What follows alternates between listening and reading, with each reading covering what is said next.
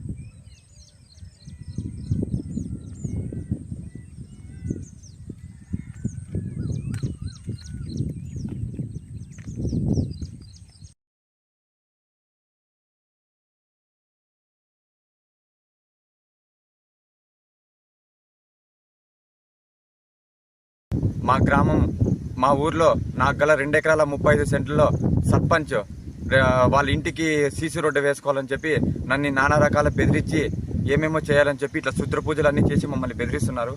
కాబట్టి గవర్నమెంట్ అధికారులు, పోలీస్ శాఖ వారు ప్రతి ఒక్కరూ నాకు స్పందించి నాకు న్యాయం చేయవలసిందిగా అందరినీ కోరుకుంటున్నాను.